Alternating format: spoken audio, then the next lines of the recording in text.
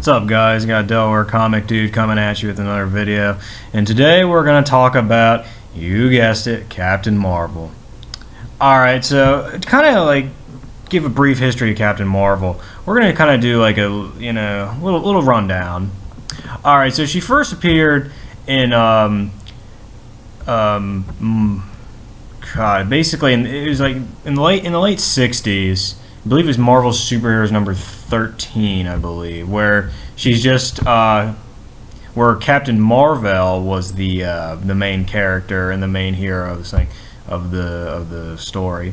Captain Marvel is basically Captain Marvel when Marvel found out that they could use the Captain Marvel name, so they created the character. So Carol Danvers was a character, Air Force girl in that for quite a while, and then kind of in the mid to late 70s, about 1977, they gave her her own book as Miss Marvel. They turned her into Miss Marvel, which was basically a female version. She had a costume that was very reminiscent of the male Captain Marvel, and when they did that, she obviously said she got her own book, and she went on her own adventures, had superpowers now, and then in issue 20 is when they redesigned her costume. So when they redesigned her costume, it was much superior to the first one, because it was the lightning bolt one in the black with the thigh-high boots and everything, and it basically made her stand out on her own compared to the other one, which was basically just a female version of the original Captain Marvel. And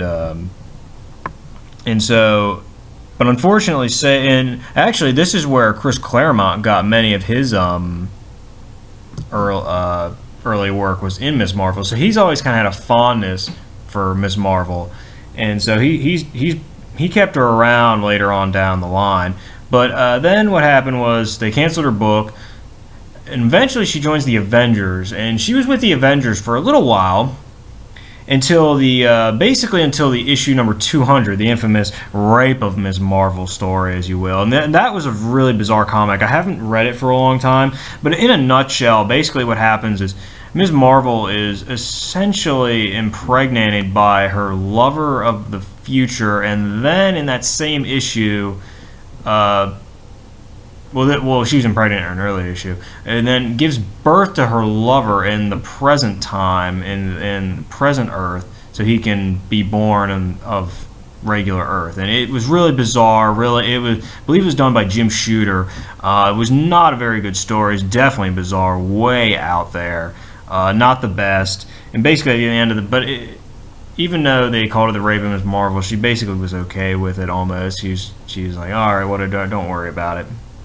So then you flash forward to the first appearance of Rogue in an Avengers annual, and what happened was Rogue, a lot of people don't realize, is Rogue's powers is just the only thing. It's kind of like with Wolverine with he has all his powers, but the adamantium is not his mutant power. That his unbreakable bones are not. He really is. He has the healing factor, but he doesn't have the adamantium skeleton as a mutant power, obviously. And Rogue originally could not fly, didn't have super strength, didn't have any of that kind of stuff.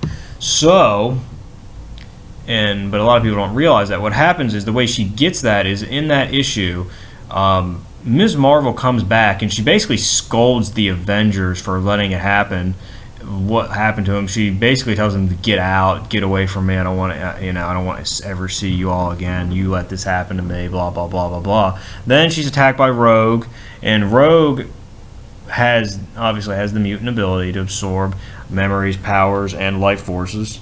And she basically holds on to Miss Marvel for too long, and takes her entire personality, her powers, and everything from her. So now Rogue has all those powers, but she also kind of has Miss Marvel's personality, Carol's personality inside of her as well. And she carries this around for a while. and that becomes a whole other thing, and Rogue always has those powers now. But anyway, so eventually Carol Danvers is reborn as a couple different characters like Binary, Warbird, and then back to Miss Marvel, and then eventually we get to the Captain Marvel, and this is where we need to start.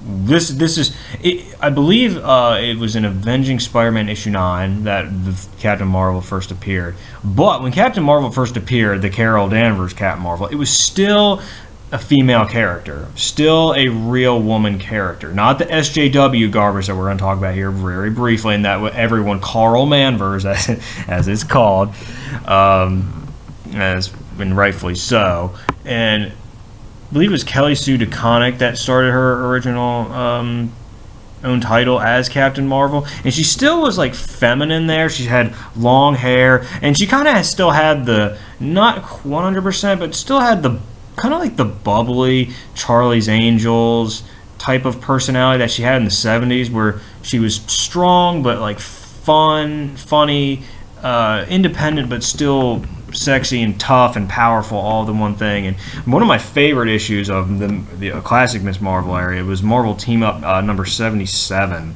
where she teams up with Spider-Man. That's a really fun issue. I love that issue. It's one of my favorite Marvel Team Up ones, actually. And I would definitely recommend it for anyone who's into the older stuff. But anyway, so then eventually down the line we get to the SJW Captain Marvel. And I don't even know who writes and draws Captain Marvel nowadays, because they've relaunched and canceled her book like 5 to 6 times, and they keep relaunching it. Basically, when you relaunch a book, it's basically because sales get lower and you attempt to cash in on those early issues again, which we see a lot with Marvel in general really now, because sales are terrible because they've created horrible storylines and toxic fandom. Or toxic, not toxic fandom, but toxic relationship with the fans. And they basically, F you fans, we don't care. Many people like Heather Antos, Erica Durance, Cena Grace, and others, even good writers like Mark Waid, who is I've just learned is apparently majorly toxic to fans. And that's a shame, because he actually has written some good stuff. And I believe Dan Slott is the same way. He has written some good stuff. He's written bad stuff, but they both have. But they have written some good stuff, but I hear they're toxic. But anyway, Captain Marvel, every issue that you'll read of Captain Marvel, what happened was they turned her from a very gorgeous woman with nice long hair and you know, a voluptuous figure and everything, but like not overly ridiculous. Turn her into 100% man. And when I say 100% man, I mean 100% man. They gave her the like dyke haircut with like the shaved sides and like the bushy top that supposedly what SJW Marvel thinks that every lesbian woman has. Like that's like the way every lesbian woman looks like, apparently, according to SJW Marvel anyway. And they made her flat chested, and they gave her the garbage costume that I hate, which is basically Captain Marvel's original costume without some other similarities, you know. Instead of like with the Miss Marvel one, it was more revealing. Now it's more covering. It covers her up more, which obviously what everyone likes more, apparently. But anyway, that's a story for another time.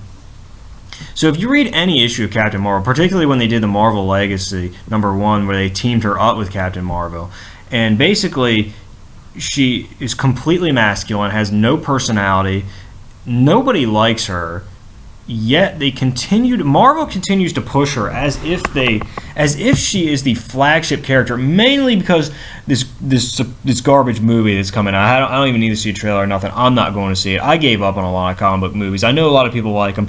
Unless my girlfriend drags them to me, I do not watch them. So, and the reason, and it was kind of like with Black Panther, but only the difference is Black Panther is a really good character, and I read lots of Black Panther comic books way before any movie was ever announced. But anyway, the thing with Captain Marvel is that Captain Marvel, they've turned her from a voluptuous, beautiful woman to square-jawed man, flat-chested, no butt, no voluptuous figure. I know it's weird to talk about that in a drawing sense, but it's important because she was a very feminine woman who was tough but also fun at the same time. She had relationships, particularly with Wonder Man, and even kind of with Spider-Man a little bit. They went on a couple of dates, but she really had a decent relationship with Wonder Man. I actually really like Wonder Man. He's a really funny character. When they had the Avengers thing going on, and then, you know, she had friendships with like Spider-Woman and good, healthy ones, that type of thing. Now everything that they put her in is toxic. They literally, there's nothing, they have nothing. It's really all just her being masculine, her being tough, her being supposedly the powerful one. Blah. It's straight garbage. Marvel, it's garbage. And this is why they keep getting canceled. Nobody likes this character. I hate this character. Give me Ms. Marvel back and get rid of Kamala Khan. I do not like Kamala Khan because Kamala Khan is another one that has no, is another woman character who has no, in modern Marvel, that has no personality and is just blah. They basically, characters are like, oh, we hate men, but don't say we hate men, basically, in the stories. But basically, they might as well just have like Captain Marvel do it, because frickin' it would give her a personality and not this ugly. She's so ugly, you know, and it's horrible the way she's drawn. The costume, like I said, looks like the frickin' garbage, like fake superhero that, like, you know, like you'll see on like a restaurant menu or something like that, you know, or like on the side of a business, you know, that type of thing. Like, it's really corny and cheesy and just flat out ugly and unappealing.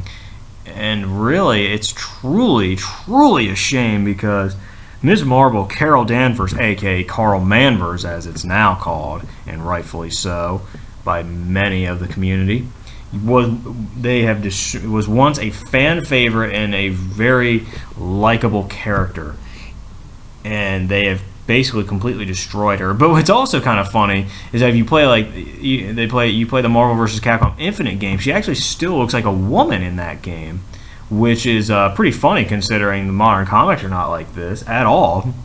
She's 100% man, and the stories are all garbage. I haven't really read too many of them, but the ones that I have like taken a look at are just terrible. And like, apparently every woman she meets is a lesbian, obviously, and she's a lesbian without being a lesbian, but because that's what SJW Marvel does not understand its audience. It literally is writing it for a phantom audience that they believe reads comics. I hate to tell you, but there's not a whole lot of manly lesbian women who read comics. There really is not. I hate to break your heart, Marvel. That is not your audience. This is not your audience, okay? Your audience is really like white guys 17 to 36. But there is a lot of other people who don't fit that description, who read comics, and that's great. I love anybody who reads comic books, because I love this industry, I love this media, and it crushes me to see books with supposed flagship characters sell less than 20,000 copies. It just breaks my heart. It really does, and I hate this. I hate Captain Marvel. I want Ms. Marvel back, and it's an absolute disgrace. I really hope that this will change, and I appreciate you guys sitting through this video. It's basically been a rant video. I probably didn't give too much information, but that you didn't already know. But I appreciate you guys sticking with me. I really hope to do some more rant videos. If someone says, do you want some more rant videos, I'll definitely do more. We'll see how it goes. I'm just gonna keep chugging along, and hopefully we will get Ms. Marvel, Carol Danvers back, the real one. That is the main goal. We need to let Marvel know this is what we want, and I know they hate fans, but we'll just ram it down their throat, and until they do change it. But until then, alright guys, thanks for sticking it out. Subscribe, like, share, show anybody. I do not care who they are, just show them the video. I'm trying to get my channel up and going, and I thought this would be a good way to start by ranting on a horrible character. But peace out guys, take it easy, and I'll definitely hit you with some more videos here soon. Alright, later.